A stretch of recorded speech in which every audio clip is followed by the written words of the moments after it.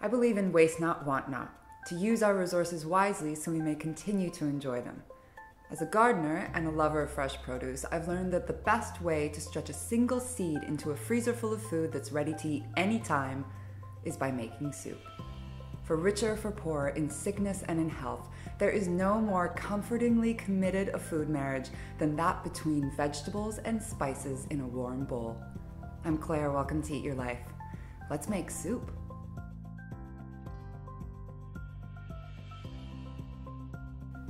You can cook your vegetables in any oil, butter, lard, or duck fat. Bone broths can give your soups much deeper benefits, but without them, play around with vegetable, chicken, herb, or onion stocks. Heat a big pot on the stove at low-medium temperature and cover the bottom. I'm using avocado oil, which lends itself well to cooking all kinds of vegetables. Stir in rough-cut, even quantities of onions, leeks, and potatoes. This makes the perfect base for any direction you go next, and you don't need to worry much about quantities. If you only have 1 potato, no leeks, and 3 onions, go for it all the same.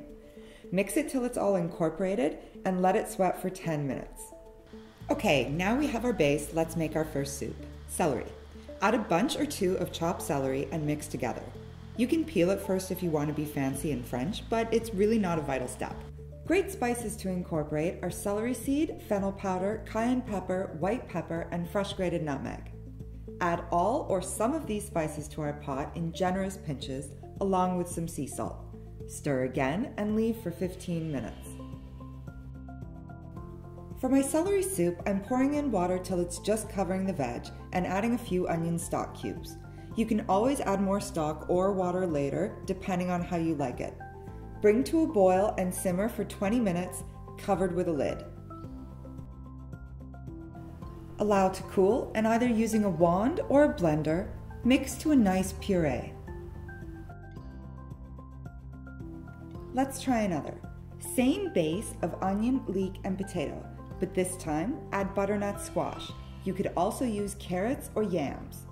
Stir all around and simmer for 10 minutes.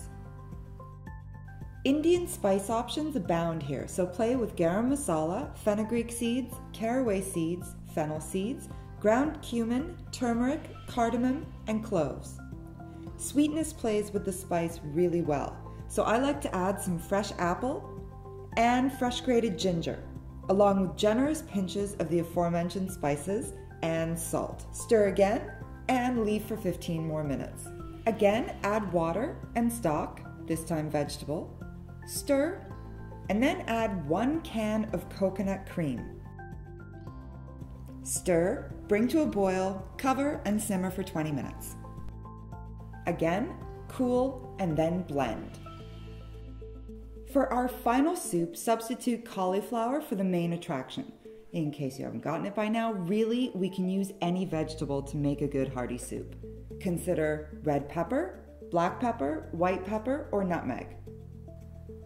I also like adding cloves of fresh, local, organic garlic chopped into halves or quarters, along with the dried spices, as well as fresh cut pear. Now, don't cut the pear or garlic too fine or they might burn in the pan. Let the big pieces caramelize slowly to develop deeper flavor, as they'll eventually get blended with the rest anyway. If you have the extra time, by all means keep cooking low and slow for longer before the final steps. To this one, I'm adding my chicken bone broth for a heartier, deeper flavor. Again, boiling, simmering, cooling, and blending the same way.